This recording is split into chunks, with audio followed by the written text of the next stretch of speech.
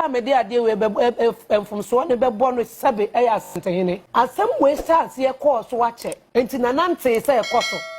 se nanana na so nti asem asabio kafrache nanamanimu a nanani nkrofo ma so wo fom ye ni ana ne niam be ka port ama graphics mu say ai nanani niam be ka wo so wontimi nyi so ya asante so wo sika adenti ne wanyi masa mo mfa asante se mo so ya so man ya nwi enwo yanka ne se abusuanyi yimu ne tribalism nsem ya ye kan sabio kafrachi efihi ne ebepie asantefo ya ma na yese other tribes na kawa Ghana na sabio nye nipa because some of them some of the Asantes so no very they don't engage in those kano sa because adie we start ye mo na nyene sa almost start ye cry mu bia ye nyi afi ne ye nyi a ye sua ne ade no ye te ho nsam ache ye ni chieftaincy ministry wo krom ha National Peace Council for ni krom ha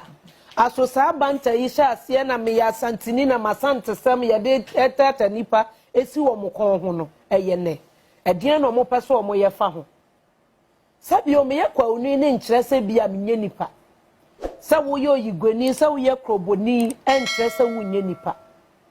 me papa kwa me adofo wo hunam na wo huna beka se wo ye aka ni tribes ni nyina bi oka gonja oka oka kusa so oka hawuza oka twi oka aigbe bibia bi ukopie US okwa manone na wo hu se wo nua nam ha ye ntwo mo ne ho so ye bunu ni adie benko a na wo se ade o yaye ne bonne ne se sa so samo wo ntokwa bi ko a enti mo nwie wo man na mo wo mu no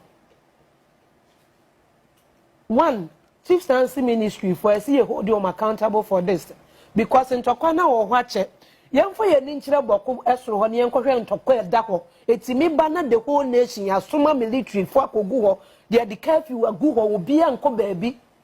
because of nipa mienu pe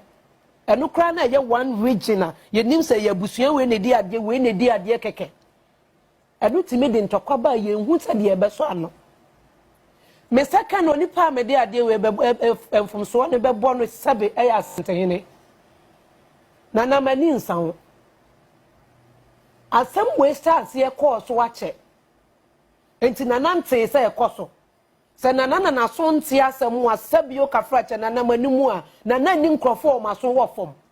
ye ni krom ha no mo so kwasi ade odika kasati ya wo mo nto mo twi na se wo asantemamu ye ni ha na nipa bebre kasa ye se ma wo nkwa asante ahimfie ye twa wo masuni ade ye ni krom ha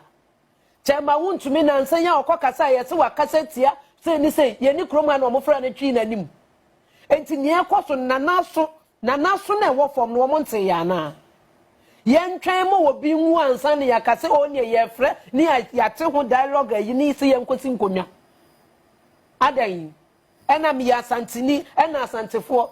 me bra kwadwo kan asem ye ni kroma na OTUMFOUR be ka so o pesca de sisi konfanoche sabi o kafra che konfanoche ya media enyo o man ne dia say yampa sa asante etimi ma $3 million every month adenti no mo nkoyo o ma de okofa ba ye nim nkrofo mu wo krom ha kro mo nya asantefo mo di sika koma papa no ye nim wo mu a wo mu businesses wo asantemamu wo di sika koma papa no eno ye hwan dia enya asante godwa ye tu wo krom ha nyina nya asante na free ba akonta hwan sa box site yi company ye wo asantemamu ya wo say chema wuntumi di enya asante na sabio kafrache ni nyina kasika ni asante awu betimi dia ye bibi enso mo wo ba se ye mo no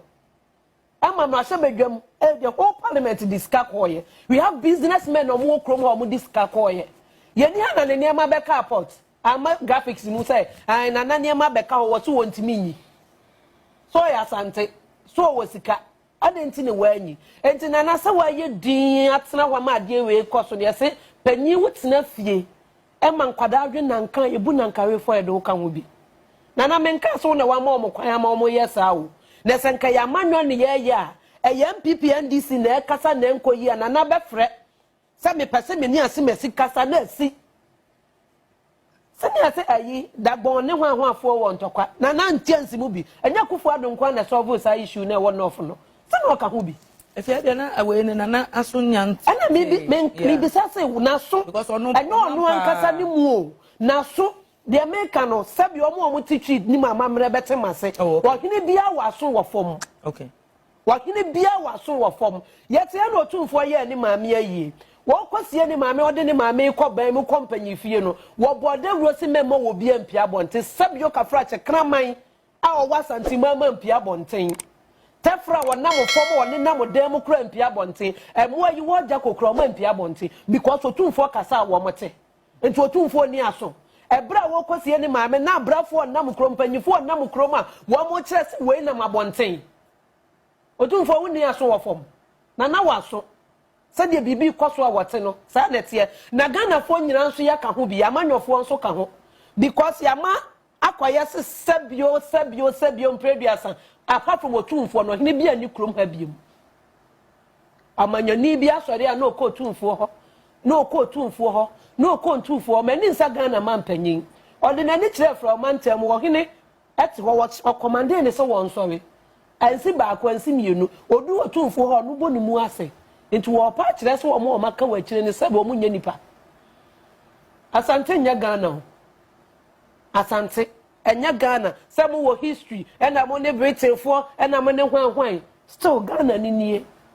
enti samo de mo dwen mu asante nko hwan betimi ayi amendment ayi atro na man nko matem ho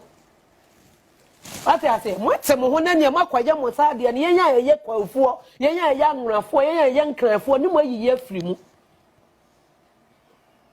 adan ni yema na yesa abrante ya wote we ya okaseti domahini woni fie ena sebe woso o metwi ne mpaboa ho kra no ntua ne ka enka me yesho kra sesa ne wo fa kra na ne krom hine no kra nka ontu kwa nkwatena ma no ne adan ti na wasante no ewo sika ne wasante na wo de bo ho adwa bo ho asafo hine ne wantena ho anya adwuma na wo sore kwatena kwasi buroni krom wo buroni na wo ti ne krom sebe wo de tribalism na ye adwuma nka Ghana fo ebe ko other countries Ghana for nebu ade ani yaje we asantini a wo bewu me yakwa ni mewu se ye kan aka ne dɔɔso bebre kwafu asifi asante mampon anu nti me so ya ne me de asimi kon ho se ne me so me yakwa ni me kro mo hene da sebe kwa mo Japan otoso mienu Japan tra wo bi kra nka so obeye sa de ni bi atia ne da obi nka so obetena social media no wakasa de atie kwa ma hene nka krom ha ye nyina ebe so mu bi because sabio sa wo bu fie panyin a me so me bu me fie panyin ahemfu tie bi didi bi achi so otena se na ne dia so a ye du fie ye nyina ye yitu a ye mfa tinye nso obi aso wahene wu a ye na ye na awotwe otumfuo wu a ye nsesa ne nya ne 40 days ye be ne na awotwe do ma ahene wu a ye be ne na awotwe aso muna moti akire na mototo bo ba park so no ntimo pa akire se enne wotumfu atimi asi se wasi eha na wo do ma hene gina ha sebe ontia na afane afan kan no nkire se bontin so ni mefa nkodi eno na se eche se me ni mona enye free ni nyina ye wo media general enkire se bia se bibi pa bi ba mo na nchen a me mbontungu ana bibi ebetimi aboa ye nyina no se yekwade a wos bia me se me ni mo na nkanti ne sa bia me ntoma no ntino obi a wo ba bi foforo mefa nko atiase Ghana mampanyi na nadoda nko akufu ado be di wenso ko so wunim ne ekoso papa no waye ne lawyer pen waye AsanteHene lawyer pen wunim ne ekoso mo so mo waso de akwemu ye de na afa ho se bia mo de mo wo passport o mu wo ba bia mu betimi akọ na memia me fi kwa pepia se hwehwe dwa bia se America mi krom kraka ani ho oboa abitifi chama se concert house na nyanyame adom na bia ma me so asome so amete ya minim ba bia meko enti ye tena ho ama amanyohwe ya amanyosem kra o asante de ye MPP for dia voter ye we enye wo bia dia o moma ye nya ade ensa be se yenum ne yabo yensa no o Twini Jonas Afia Asante okokeka na adwea no okọ ene bete ena no na naba ya che no IGP de akosi wahu ana ya chia o permission to carry on sir na kronfo omo gina kwa omo gin krofo bag ni nyina atwam omo de ni nyina kogu social media enti cyber security na mote ho no mo regret ne san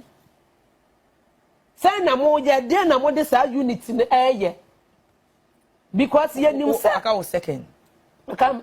ne sa so enti me kama ma no asi no sebe wo ya asanteni a wonya nipa nchen me kwa oni wo ya dwabeni a wonya nipa nchen obi onu figuan wo ya ibeni a wo nchen obi a ofi atifidu mantam ye nyina ye nipa wo de awrade aye wadom na ebia monko Libya kwantuo na kwadwokin o se kwadwokin Ghana so hwan wo funya bi na wo fa Libya desert so na wo koye wo refi so maame ne wabusuafo ogukrom a wo ya asanteni na ye nan masa mo mfa asante se mo nso ye so man ye nwe enwo because se na o man na ye te ho no we are trying so hard say ade tie benya duane adi ye benya bibia ye ho mo mfa asante se mema o man ni na ni mutu bibia ni ani sikra ye nso